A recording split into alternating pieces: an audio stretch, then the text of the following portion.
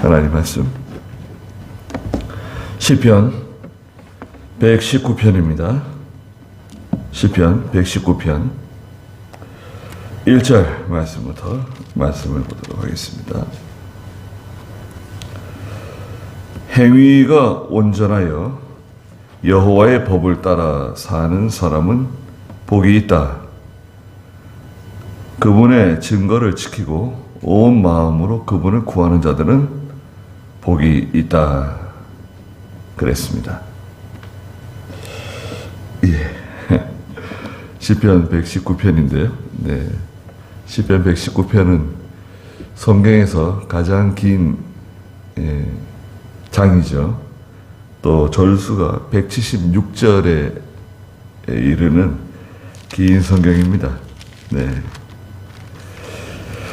그래서 이제 119편은 주로 하나님의 말씀에 대해서 말씀이 얼마나 귀한 것인가에 대해서 8절씩 1절부터 8절, 8절부터 16절 8절씩 이렇게 22개의 문단으로 이렇게 구성되어져 있어요. 또 그 원문에는 각 문단마다 첫 글자가 그 알파벳 순서대로 이렇게 갑니다. 히브리어의 그 알렙벳 쭉 이렇게 그 히브리어 철자가 이렇게 있거든요. 자음의 철자 순서대로 이렇게 쭉 이렇게 앞자가 만들어져 있어요. 아주 시적으로 기록하면서 또 굉장히 좀 하나님 말씀에 대해서 중요하게 강조하는 그런 말씀입니다. 그래서 이제 하나님의 말씀, 율법이죠.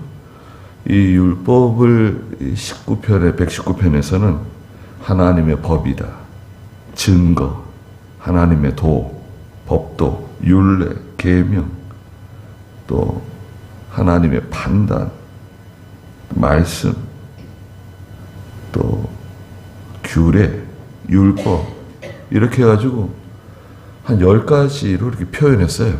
네. 그래서 하나님 말씀은 귀한 말씀이다. 먼저 이제 1절부터 8절에는 복받는 길이 있다.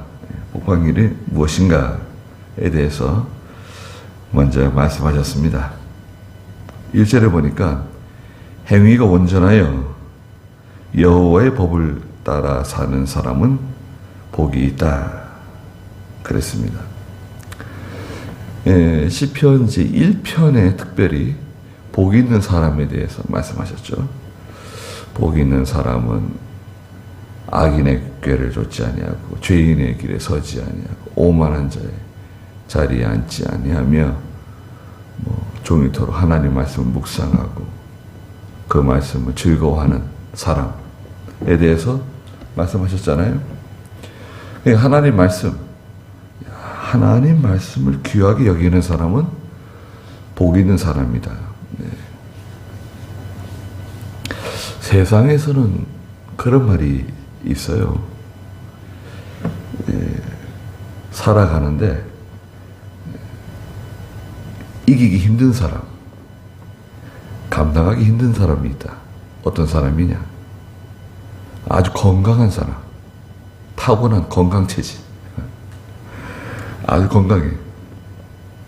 첫째는 부모로부터 또 이렇게 조상으로부터 재물을 많이 상속받은 사람, 재물이 많은 사람, 물질에 그 풍성한 사람, 그거보다 더 뛰어난 사람은 건강한 사람, 타고난 건강이 좋아가지고 아프질 않아요. 그 사람 참 괜찮은 사람이죠. 건강한 사람보다 더 나은 사람은 누구냐? 운이 좋은 사람이래. 운이 좋은 사람. 저 사람 참 운이 하는 것마다 운이 따라간다. 이걸 해도 잘 되고 저거 해도 잘 되고. 근데 운 있는 사람은 아무것도 아니다. 운 있는 사람보다 더 높은, 감당하기 힘든 사람이 있다. 그 사람은 누구냐? 복 받은 사람이다. 그런 말이 있습니다. 제일 위에가 복 받은 사람이라는 거예요. 한국 사람들은 복을 좋아하잖아요. 그게 뭐 한자, 그 복자를 거꾸로 써가지고 붙여놓고 말이죠. 복이 떨어지라고 그러는데, 그 사람들이 좋아하는 복, 예, 그 서양 사람들도 다 좋아합니다. 복 있는 사람은 누구냐? 행위가 온전하여 여호와의 법을 따라 사는 사람이 복 있는 사람이다. 네. 행위가 온전해요. 행위가 온전해가지고 하나님의 법을 따라 사는 사람인데, 이것을 다른 말로 말하면 2절에 그분의 증거를 지키는 사람이다. 첫째, 말씀을 순종하는 사람이 복 있는 사람이다. 두 번째는 뭐냐? 온 마음으로 그분을 구하는 사람, 그 사람들이 복 있는 사람이다. 두 가지. 그러니까 행위가 온전하여 여호와의 법을 따라가는 사람인데, 이 사람은 첫째, 하나님의 말씀을 지키는 사람이에요. 그리고 두 번째는 마음을 다 해가지고 하나님만 구하는 사람입니다. 마음을 다해서 하나님만 찾아요. 그러니까 하나님께 복을 받는다는 거예요. 아주 간단하죠? 너무나 간단합니다. 야, 이거 뭐 시편 119편 1절과 2절 단 2절만 가지고도, 예, 그죠? 네, 살아가는데 아무 문제가 없을 것 같아요. 이렇게만 해라, 그럼 너는 잘 된다. 확실한 보장이네요. 세상에 뭐 재물이니 건강이니 뭐 운을 따지고 그런 거 다 소용없다. 그 세상 사람들이 말하는 거고, 복은 하나님이 주시는 거다. 복 받은 사람은 어떤 사람입니까? 예수 믿는 복이 제일 큰 복이죠. 예수 믿는 것만큼 복 받은 사람이 있나요? 이건 뭐 종합 선물 세트예요. 자, 예수 믿지 않던 사람이 예수를 믿었어요. 그럼 어떻게 됩니까? 그 시간부로 그 사람은 죄를 다 용서받았어요. 과거, 현재, 미래의 죄까지 죄를 다 용서받았습니다. 구속의 은혜죠. 두 번째는 죄 용서 받았으니까 의인이 되었네요. 죄 없는 사람이에요. 칭의, 의인이 되었어요. 의인은 하나님 자녀입니다. 하나님 백성이에요. 하나님 자녀, 하나님 백성, 영생, 천국을 기업으로 받고 하늘의 상을 받아요. 하나님의 자녀가 되고, 그거보다 더 좋은 게 어디 있습니까? 예수 믿으면 한꺼번에 이게 다 해결되는 거예요. 굉장한 거죠. 저 사람은 믿음이 있다, 저 사람은 믿음이 없다, 그런 걸 둘째 치고 그런 걸 다 접어놓고라도 저 사람 예수 믿는 사람이다. 야, 예수 믿는 사람 대단한 사람입니다. 믿음이 없어가지고 주일날 뭐 오기도 하고 오지 않기도 하고, 뭐 그래도 11조 생활을 제대로 하지도 못하고, 그래도 예수 믿는 사람이에요. 저 사람,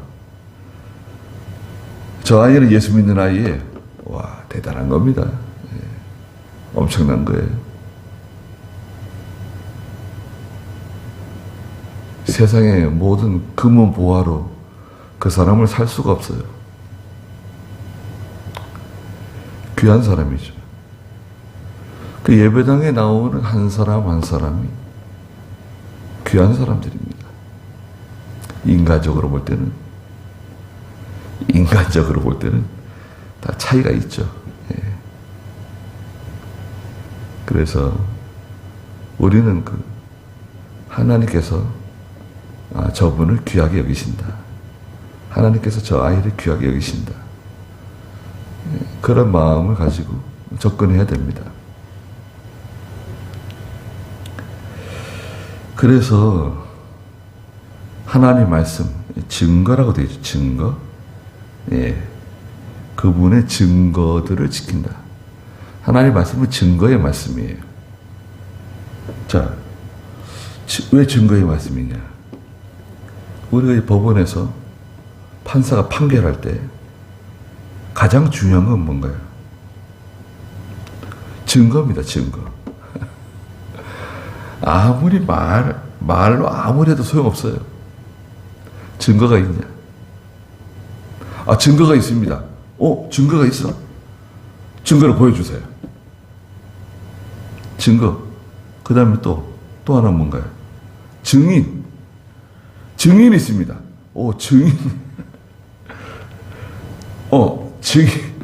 증인. 증인 나오세요. 증인은 거짓말 할 수도 있죠. 그렇잖아요. 그래서 성경에서는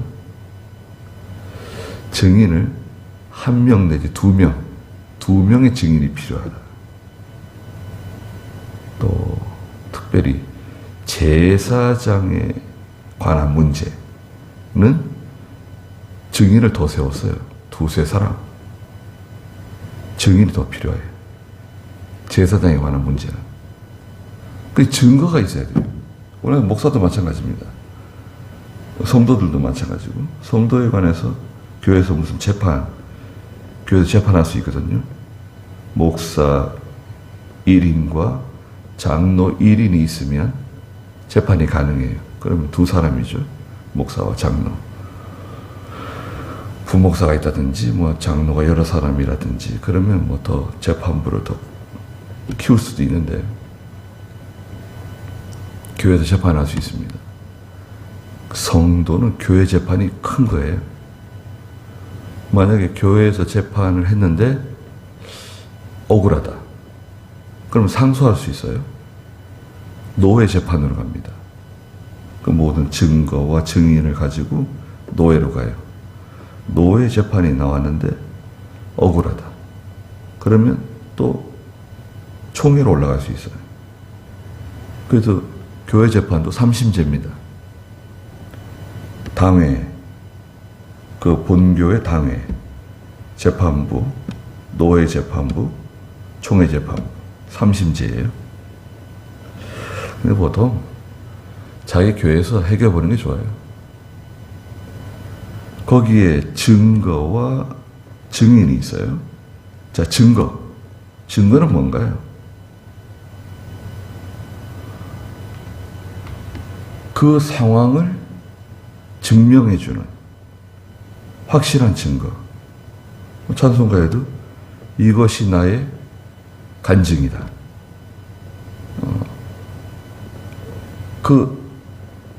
확실한 그 증거 있잖아요.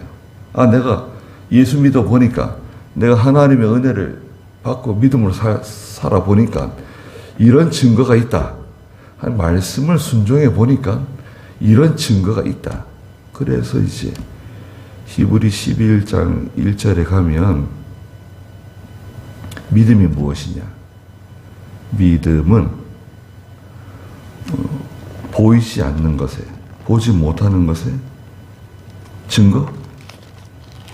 히브리 11장 1절 한번 읽어주시겠어요? 믿음은 바라는 것들의 실상이며 보이지 않는 것들의 증거이다. 자, 믿음이 뭔가요? 믿음은 하나님의 말씀을 붙잡고 순종하는 게 믿음이에요. 말씀을 딱 붙잡고요. 붙잡는 게 중요합니다. 말씀을 신뢰하는 거죠. 말씀을 신뢰하고 그 말씀을 지키는 게 믿음이에요. 믿음의 정의예요, 그게. 믿음이 있다, 믿음이 없다. 그게 믿음이라고요. 그 믿음이 뭐냐? 믿음은 바라는 것들의 실상이에요. 믿음으로 나가면 실상이 돼요. 이루어져요. 나타나요. 보이지 않는 것들의 증거. 지금 보이지 않는데 믿음으로 살아보니까 증거가 나타나요. 자 봐라, 이게 증거다. 이게 증거가 나타난단 말이죠.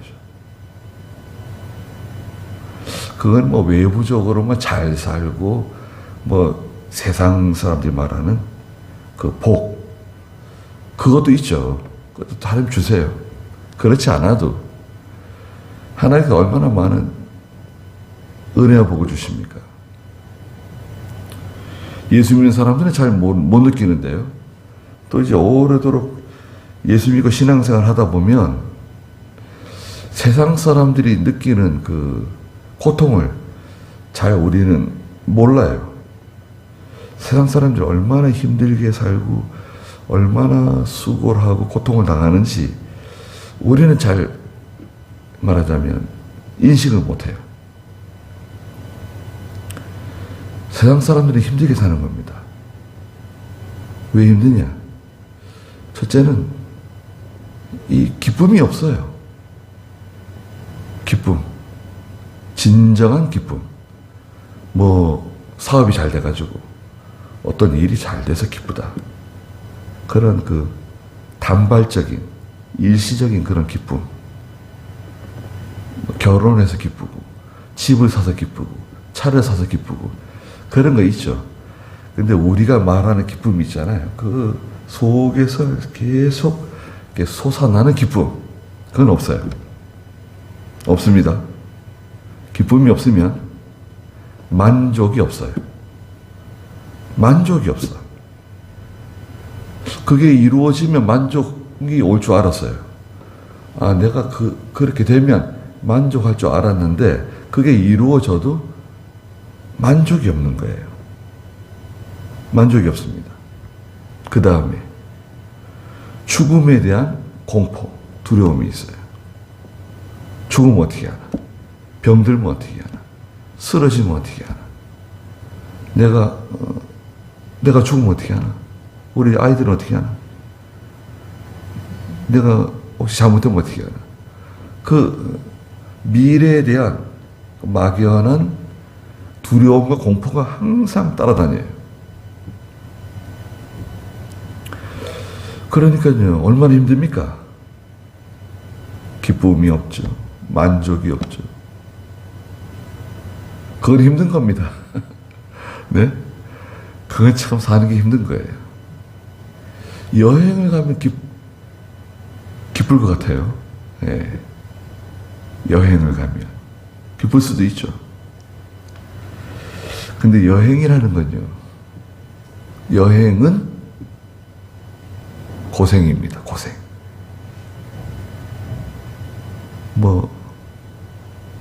집 떠나면 고생한다 그러잖아요. 여행 가면 당장 고생이에요. 여행 가보셨죠? 가보세요. 예. 또 외국에라도 나가보세요. 말이 통해야죠. 버스를 하나 타는 것도 고생이고, 택시를 타는 것도 고생이고, 여행 갔다 온 것의 자랑은 고생하는 것 자랑하는 겁니다. 예. 가면 똑같아요. 사진으로 봤을 때는 그렇다 해도 실제로 가보면 고생입니다. 예, 실제로 가보면. 말이라도 잘 통하면 그래 좀 덜한데 고생이 많아요. 제일 살기 좋은 나라가 대한민국입니다. 여러분. 외국 사람들이 그러잖아요. 대한민국 제일 살기 좋은 나라라고. 밤에 걸어 다녀도 걱정이 없고. 물론 요즘 이상한 사람들 자꾸 나타나는데. 예. 한국이 좋은 나라입니다. 예수 믿는 사람들 많고 교회도 많고 이만한 곳이 없어요. 그런데 복 있는 사람이 있다. 정말 복 있는 사람. 예수 믿는 성도들 가운데서도 복 있는 사람. 누구냐? 하나님 말씀 지키는 사람, 순종하는 사람입니다. 그리고 온 마음을 다 해서 하나님을 찾는 사람. 이 사람은 기도하는 사람이겠죠. 하나님을 구하는 사람. 기도하는 사람 못 이겨요. 여러분. 뭐 세상에 날고 긴다. 뭐 아무리 해도요. 기도하는 사람 못 이깁니다. 제가 확신합니다. 네. 기도하는 사람은 절레절레 흔들어요. 못 이겨요. 아무리 해도 못 이겨요. 왜 그럴까요? 그 시편 118편 6절에 있는 것처럼 하나님을 자기 편으로 만든 사람이 하나님을 자기 편으로 만든 사람 무서운 사람입니다. 정말 무서운 사람이에요. 예, 우리가 예수 믿고 하나님 섬겨도 죄를 지을 수도 있고 실수할 수도 있고 어리석은 판단을 할 수도 있고 엉뚱한 일을 벌릴 수도 있어요. 참. 아니 예수 믿는 사람이 저럴 수가 있는가? 아니, 엉뚱한 일을 저질러요. 그런데 하나님이 그걸 다 이렇게 막아주십니다. 우린 모르지만 하나님이 그걸 다 뒤에서 막아주세요. 물이 새고 있는데 지금 저거 뚝이 터지려고 그러는데 하나님이 다 그걸 막아주세요. 새지 않게 해주세요. 저쪽에 사고가 날려고 그러는데 하나님이 그 사고를 피할 수 있도록 면할 수 있도록 다 막아주세요.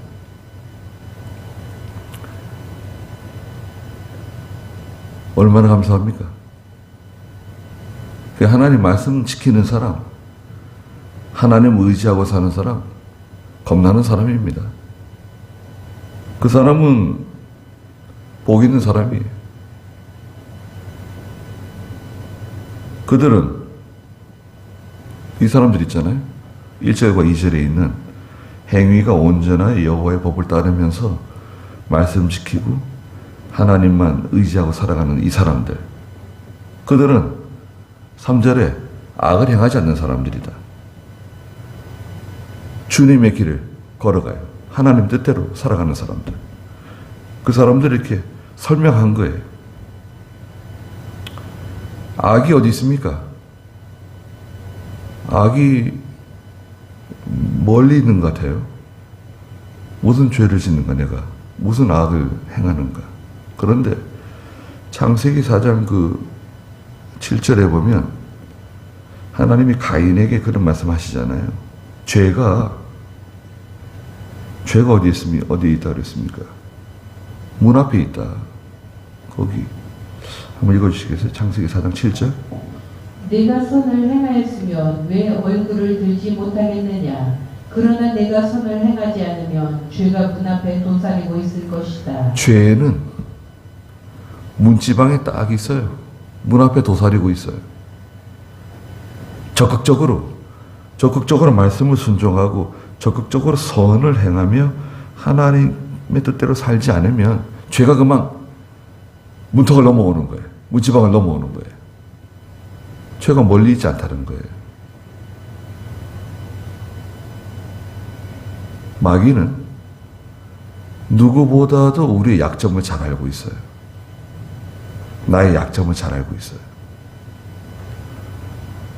그 조금만 틈이 생기면 공격하는 거예요. 불화살로 쏘는 거예요. 하나님이 다 막아주시지만 그래서 악을 행치 아니하고 주님의 길을 걸어가죠.